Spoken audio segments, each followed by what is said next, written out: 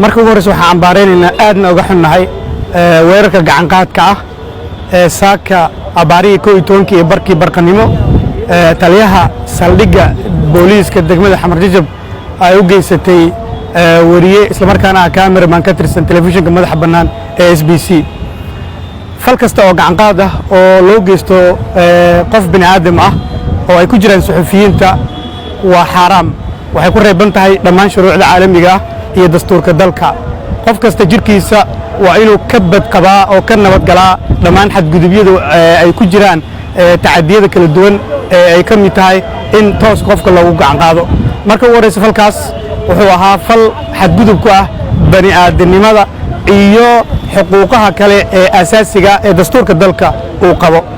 waan cambaareynayna waxaan dalbanaynaa in sarkaalkii ka dambeeyay arrintaas iyo cid kastoo ku lug lahayd si degdeg ah baaritaan loogu sameeyo lana horkeeno sharciga sidoo kale waxaan cambaareynayna xariga xorriyad ka qaadka ah ee muddada kooban lagu sameeyay Cabdullaahi Maxamed Sheekh Doon oo isagu loogu yeeray saldhigga booliiska degmada Xamar Jajab markii dambana si maaragtaa sharci darra loo soo fasaxay iyadoo wax eedayn aan loo soo jeedin arrintaas waxay imaanaysaa iyadoo xaaladda xuquuqda ee wariyaasha iyo halka ay ku shaqeeyaan wariyaashu ay hadda marayso meel aad iyo aad u lidato aad iyo aad u daran waxay imaanaysaa iyadoo wariyaasha Soomaaliyeed ay si isxilqaan ah uga shaqeynayaan wacyigelinta coronavirus oo dalka dhibaato badan ku haya oo dawladdu ay codsatay dhowr jeer in suxufiyiintu ay ka qayb galaan si shuruud la'aan laakiin hadda waxaan dareemaynaa badqabkii amniga suxufiyiinta in halis uu ku jiro ayna tahay suxufiyiinta Soomaaliyeed dhammaan gobollada dalka inay ka fiirsadaan la shaqaynta dawladda iyo hay'adaheeda kala duwan inay ka fiirsadaan ayaan u soo jeedinaynaa waxaan kaloo muhiim ah in aan xusno in wariyaasha Soomaaliyeed gaar ahaan Cabdullaahi Sheekh Doon saaka marka loogu yeeray wacyigelinta COVID-19 in ay wadeen oo ay cazumeen saraakiil ka tirsan wasaaradda walfaafinta ee dawladda federaalka Soomaaliya oo micnaheedu yahay inay ahaayeen marti ama host u ahaayeen dawladda Soomaaliyeed laguna xadgudbay oo jirkooda iyo nasabkooda iyo shaqadii ay qabanayeen la carqaladeeyay iyagoo marti u ah dawladda federaalka Soomaaliya arrintaas waxay u baahan tahay si degdeg ah looga jawaabo waxna looga qabto waxa iyadana muhiim ah in la xuso dawladda Soomaaliyeed waxay u aragtaa saxaafadda dambi markaad eegto dhaqankan lagu xadgudbay Cabdullaahi Sheekh Doon iyo dhaqamadii kale ee wariyaasha lagu kacay ee xariga sharci darrada iyo jirdilka isugu jira ee loo geysanay dawladda federaalka Soomaaliya waa inay u aqoonsataa si degdeg ah shaqada saxaafadda iyo suxufiyiinta hawshooda inaanay dambi ahayn saxaafaddu waa sharci ku shaqaynteeduna dambi ma ahan dawladdu waa inay taas qirtaa si degdeg waxaan u dalbanaynaa anagoo wada jir ah in baaritaan buuxa arrintan lagu sameeyo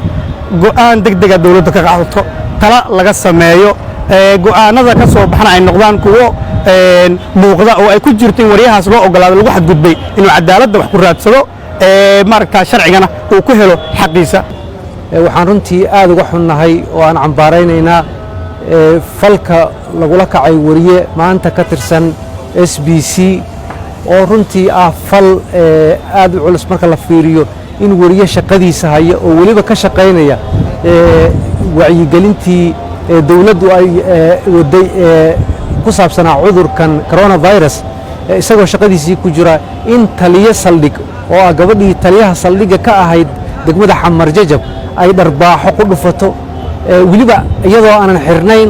dharkii ciidan ee lagu aqoonsan lahaa iyadoo markaas ku andacoonaysa in sawir laga qaaday iyo wax la mida runtii waa wax aad looga xumaado waxaanan cambaaraynaynaa falkaasi waxaanan u aragnaa inuu yahay mid ka dhana xuquuqda wariyaasha iyo xuquuqda aadanaha intuba sidaa darteed waxaan ka codsanaynaa dawladda federaalka Soomaaliya wasaaraddeeda warfaafinta iyo taliyaasha saldhigga ama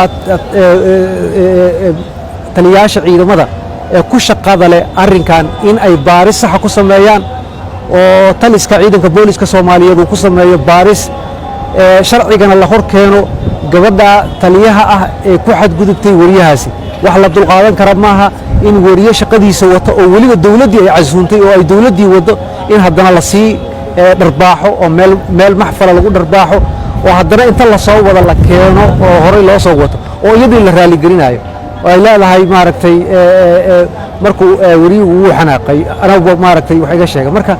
waa xoog tooxsi wax la aqbali karana maaha waxaan dalbanaynaa falkan wuxuu ka mid yahay falal dhowra oo socday sidaa darteed waxaan uga baaqaynaa dowladda federaalk soomaaliya annagoo xushmaynayna shaqada wariyaasha iyo shaqada ay ummadda u hayaan in arrintaas baaris saxa lagu sameeyo oo ciddii ay ku caddaato dembigaasna sharciga la hor keeno